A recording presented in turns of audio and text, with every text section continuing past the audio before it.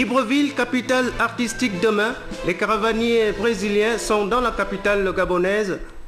Ce soir également, un invité, le professeur Dominique Roux de l'Université Paris-Dauphine.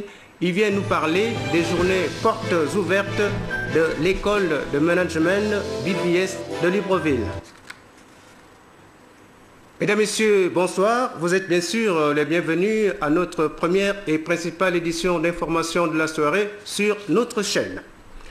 Libreville, capitale artistique demain, à l'occasion du Carnaval international organisé au boulevard de l'Indépendance. À quelques heures de cet événement culturel, le ministre gabonais de la Culture, Séraphin Mundunga, a reçu ce matin les carnavaliers brésiliens. Le point avec Blandine Joël Adamvé et Joseph Billon.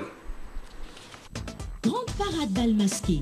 Participation libre et spontanée. C'est un retour aux sources africaines qui sera magnifié demain dans la capitale gabonaise à travers le carnaval international. Le ton de cette grande rencontre, la première du genre vécue dans notre pays, et véhicule par excellence de l'expression de la joie du vivre et d'une vision très optimale du monde brésilien et gabonais a été donnée. Nous amenons ici, avec l'école de samba à Beija-Flor, tout ce que nous avons de mieux au Brésil, qui est la joie de vivre.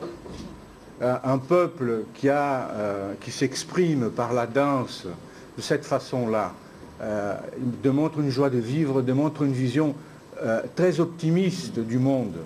Je pense que le Gabon a aussi, comme société, un pays qui regarde le futur avec optimisme. Et ça, je trouve ça formidable. Le carnaval international de Libreville est organisé à l'initiative du président de la République, chef de l'État, Ali Bongo Ondimba, qui porte une vision spécifique du Gabon en tant que grande nation sportive et artistique, veut s'appuyer de l'expérience brésilienne afin de capitaliser ce label qui peut être bénéfique à la création d'une école gabonaise de danse.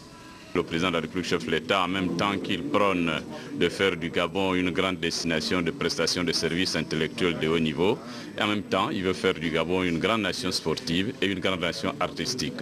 Donc, avec ce carnaval de Libreville, nous avons invité l'école de la samba brésilienne, de sorte que les Gabonaises et les Gabonais essayent de capitaliser l'expérience et l'expertise de cette importante école de danse dans le monde, de sorte que nous réfléchissions ensemble après le carnaval sur les possibilités de créer dans le futur une école de danse.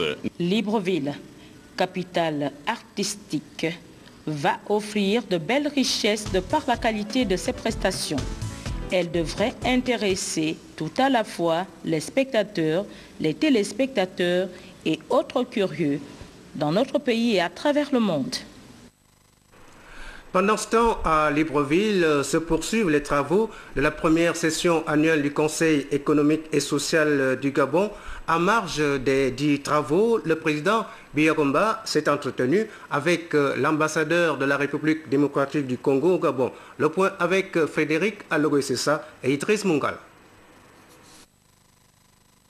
De la République démocratique du Congo au Gabon, son Excellence Jano Choa Letamba est venu rendre une visite de courtoisie au président du Conseil économique et social, Paul Biyoromba.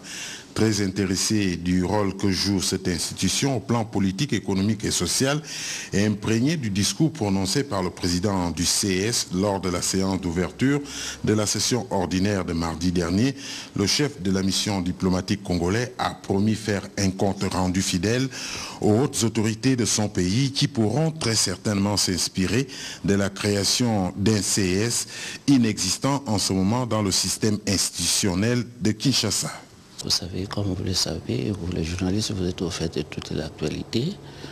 Chez nous, le président de mon pays a donné l'idée de suggérer de pouvoir créer un conseil économique et social avec le discours de la fois passée par le président ici.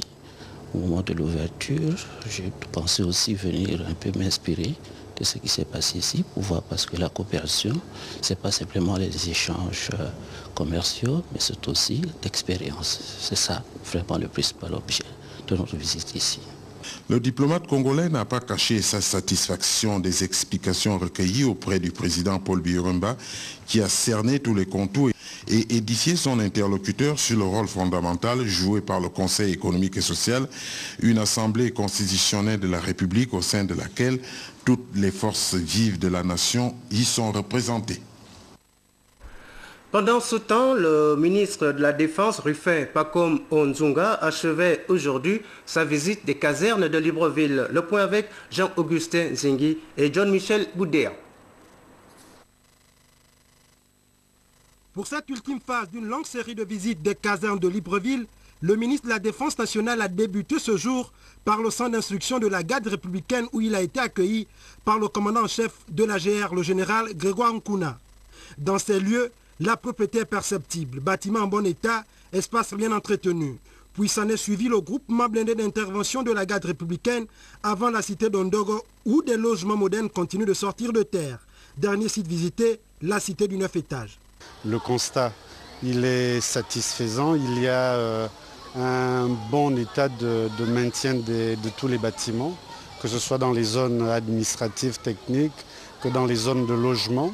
Et dans le cas spécifique de la caserne où nous nous trouvons, nous sommes dans une zone résidentielle qui a été construite il y a plus de 40 ans aujourd'hui et qui exige des budgets importants pour être réhabilités entièrement. C'est ce que le commandant en chef a commencé depuis quelques années et je crois que dans 1 ou 2 années, nous aurons un cadre qui sera totalement assaini et d'une qualité de vie agréable pour tous les militaires. Les habitants des zones résidentielles doivent avant tout être responsables de l'entretien de ces zones qui sont mises à leur disposition par les pouvoirs publics. Évidemment, il faut qu'il y ait un encadrement, un contrôle périodique du commandement et évidemment des sanctions lorsque les uns et les autres font de la résistance pour suivre la discipline de propreté qui est mise en place. Si à la cité de la GR d'Ondogo des logements des hommes en tenue sont salubres, ici au 9 étages, tout ou presque reste à revoir. Et pour commencer, des touques de peinture ont été remises pour rafraîchir ces murs, pour la plupart vieux de plus de 40 ans. Volet formation à présent, atelier de mise en œuvre du programme concurrence et protection du consommateur, chef de service, directeurs généraux en session de sensibilisation sur la budgétisation par objectif de programme et l'élaboration du programme du projet annuel de performance PAP 2013. Raïssa Lormeza et Chrislin Maïnda.